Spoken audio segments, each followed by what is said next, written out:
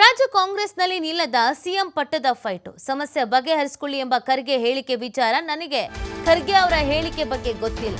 ಆದರೆ ಹೈಕಮಾಂಡ್ ತೀರ್ಮಾನವೇ ಅಂತಿಮ. ಎಐಸಿಸಿ ಅಧ್ಯಕ್ಷರು ರಾಹುಲ್ ಹೇಳಿದಂತೆ ಕೇಳ್ತೇವೆ. ಬೆಂಗಳೂರಿನಲ್ಲಿ ಮಾಜಿ ಸಂಸದ ಡಿಕೆ ಸುರೇಶ್ ಈ ಸ್ಟೇಟ್ಮೆಂಟ್ ಕೊಟ್ಟಿದ್ದಾರೆ. ಮಗು ಹತ್ರ ಯಾರು ಸಮಾಧಾನ ಮಾಡಬೇಕು? ಹೈಕಮಾಂಡ್ ಸಮಾಧಾನ ಮಾಡಬೇಕು. ಡಿಕೆ ಸುರೇಶ್ ಪರೋಕ್ಷವಾಗಿ ಹೈಕಮಾಂಡ್ ಕಡೆನೇ ಕೈ ತೋರಿಸ್ತಾ ಇದ್ದಾರೆ. ಡಿಕೆ ಸುರೇಶ್ ಮಾಜಿ ಸಚಿವ ಕೆಎನ್ ರಾಜಣ್ಣ ಪಕ್ಷದ ನಾಯಕರು ಅವರನ್ನ ಇವರನ್ನ ಅವರು ಭೇಟಿ ಆಗ್ತಾರೆ. ರಾಹುಲ್ಗೆ ಪತ್ರ ಬರೆದ ಬಗ್ಗೆ ಅವರನ್ನೇ ಕೇಳಬೇಕು ಅಂತ ಕೂಡ ಇದೇ ಸಂದರ್ಭದಲ್ಲಿ ಪ್ರತಿಕ್ರಿಯಿಸುತ್ತಿದ್ದಾರೆ. ಆಗ್ತಾ ಇರುವ ಬೆಳವಣಿಗೆಯ ಬಗ್ಗೆ ಮಾಜಿ ಸಂಸದ ಡಿಕೆ ಸುರೇಶ್ ಅವರು ಈ ರೀತಿಯಾದಂತ ಸ್ಟೇಟ್ಮೆಂಟ್ ಅನ್ನ ಕೊಟ್ಟಿರೋರು. ಮಗು ಹತ್ರ ಯಾರು ಸಮಾಧಾನ ಮಾಡ್ಬೇಕು? ಹೈಕಮಾಂಡ್ ಅಲ್ವಾ ಅನ್ನೋದನ್ನ ಕೂಡ ಅವ್ರು ಕೇಳ್ತಾ ಇದ್ದಾರೆ.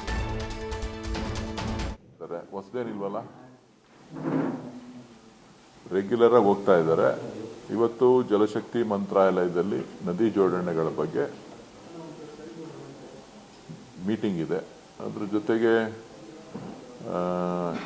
MGNRA ನರೇಗಾ ವಿಚಾರದಲ್ಲಿ ಪ್ರಿಯಾಂಕ್ ಖರ್ಗೆ ಅವರು ದೆಹಲಿಯಲ್ಲಿ ಒಂದು ಸಭೆಯನ್ನು ಕರೆದಿದ್ದಾರೆ. ಸೊ ಅದ್ರ ವಿಚಾರವಾಗಿ ಭೇಟಿ ಮಾಡಲಿಕ್ಕೆ, ಮಂತ್ರಿಗಳನ್ನು ಭೇಟಿ ಮಾಡಲಿಕ್ಕೆ ಹೋಗಿದ್ದಾರೆ. ಹೇಳ್ತಾರೆ ಅದರಂತೆ ಮಾಡ್ತೀವಿ. ನನಗೆ ಗೊತ್ತಿಲ್ಲ ಹೈಕಮಾಂಡ್ ಏನು ಹೇಳ್ತಾರೆ ಅದರಂಗೆ ನಡೆಯುತ್ತೆ. ಈಗ ಸತ್ಯತೀನಿ ಕೇಳಿನಿ, ಹೈಕಮಾಂಡ್ ಏನು ಹೇಳ್ತದೆ ಅದನ್ನು ಕೇಳ್ತೀವಿ ಅಂತ ಎಲ್ಲರೂ ಹೇಳಿದ್ದಾರೆ. ಸೊ ಹಾಗಾಗಿ ಹೈಕಮಾಂಡ್ ತೀರ್ಮಾನವೇ ಅಂತಿಮ. ನಮ್ಮ AICC ಅಧ್ಯಕ್ಷರ ಸೂಚನೆ ಏನಿರ್ತದೆ ಅದರಂತೆ ಎಲ್ಲರೂ ಕೂಡ, ರಾಹುಲ್ ಗಾಂಧಿಯವರು, ಸೋನಿಯಾ ಗಾಂಧಿಯವರು, AICC ಅಧ್ಯಕ್ಷರ ಸೂಚನೆ ಏನಿರ್ತದೆ ಅದರಂತೆ ಎಲ್ಲರೂ ಕೂಡ ಹಿರಿಯ ಮುಖಂಡರು ಎಲ್ಲರೂ ಭೇಟಿ ಮಾಡ್ತಾ ಇರ್ತಾರೆ. ಇವ್ರು ಅವ್ರನ್ನ ಭೇಟಿ ಮಾಡ್ತಾರೆ, ಅವ್ರು ಇವ್ರನ್ನ ಭೇಟಿ ಮಾಡ್ತಾರೆ. ಅದರಲ್ಲೇನು ವ್ಯತ್ಯಾಸಗಳೇನಿಲ್ಲ. ಅವ್ರನ್ನೇ ಕೇಳಬೇಕು. ಪಕ್ಷದ ವರಿಷ್ಠರನ್ನ ಭೇಟಿ ಮಾಡೋದು ಅವರವರ ಹಕ್ಕು. ಅವರು ಅವರ ಪ್ರತಿಪಾದನೆಗಳು ಮಾಡ್ತಕ್ಕಂಥದ್ದು ಅವ್ರಿಗೆ ಸೇರಿದಂಥ ವಿಚಾರ. ಸೊ ಹಾಗಾಗಿ ಅದ್ರ ಬಗ್ಗೆ ನಾನು ಹೇಳಲಿಕ್ಕೆ ಸಾಧ್ಯ ಇಲ್ಲ. ಈಗ ಮಗು ಹತ್ರ ಯಾರು ಸಮಾಧಾನ ಮಾಡೋರು?